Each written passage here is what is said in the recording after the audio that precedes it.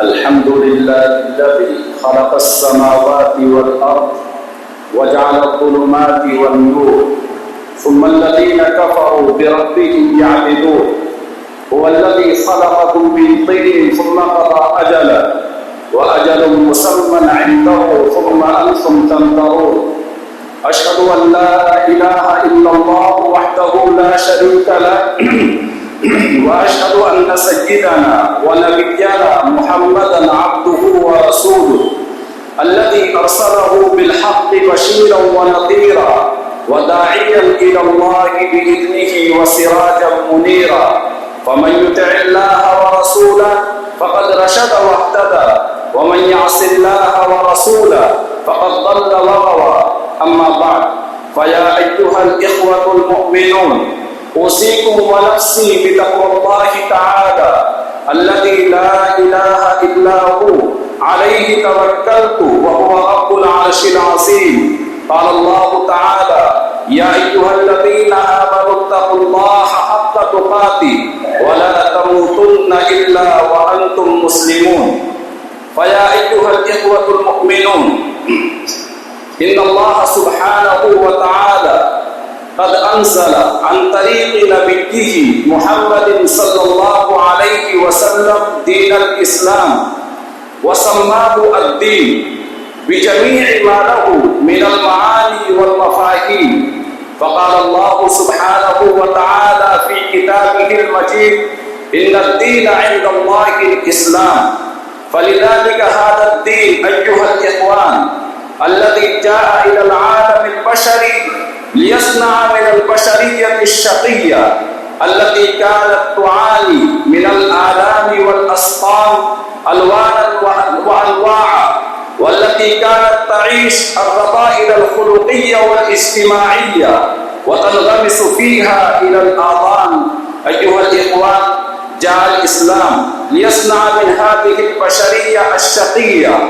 أمة ذات رسالة ومبدأ ودين ليصنع من هذه الأمة الإنسانية الشقية أمة الوحدة والعقيدة والإيمان وخير أمة مؤمنة أخرج الله سبحانه وتعالى لكي تقوم بواجب الأمر بالمعروف والنهي عن المنكر قال الله سبحانه وتعالى كنتم خير أمة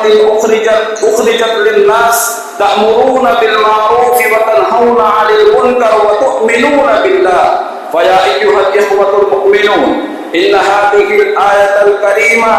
التي تلوتها أمامكم آنفا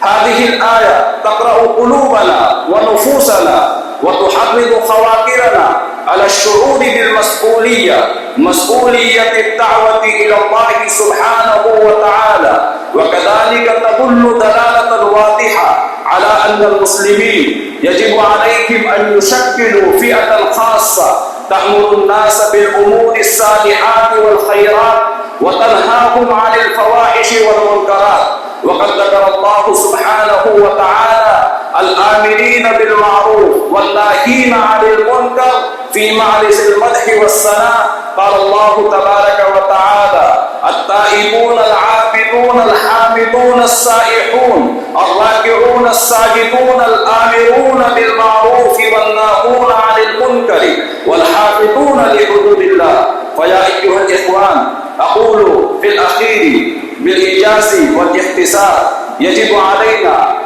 أن نتقي الله سبحانه وتعالى وكذلك نعود إلى إيماننا وتقوانا وكذلك نعود إلى سيرتنا الإسلامية العظيمة فنرى كيف تعود إلينا نصر الله سبحانه قوة الله سبحانه وتعالى ونصره قال الله تبارك وتعالى كنتم خير أمة أخرجت للناس تأمرون بالمعروف وتنهون عن المنكر وتؤمنون بالله وقال النبي صلى الله عليه وسلم من رأى منكم منكرا فليغيره بيده فإن لم يستطع فبلسانه وإن لم يستطع فبقلبه وذلك أضعف الإيمان أقول قولي هذا وأستغفر الله لي ولكم ولسائر المسلمين من كل ذنب فاستغفروا إنه هو الغفور الرحيم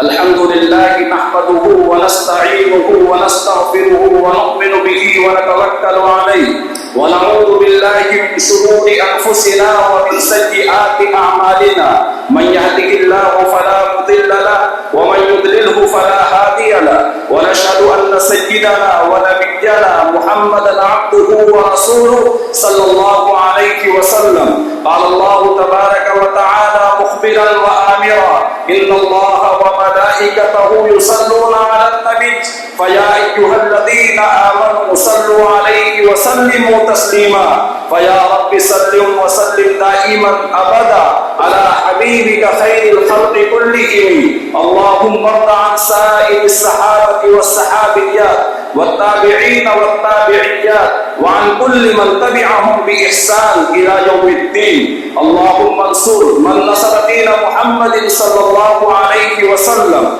واجعلنا منهم، واخذل من خذل دين محمد صلى الله عليه وسلم ولا تجعلنا منهم. عباد الله رحمكم الله، إن الله يأمر بالعدل والإحسان وإيتاء ذي القربى وينهى عن الفحشاء والمنكر والبغي يعظكم لعلكم تذكرون. وأقيموا الصلاة.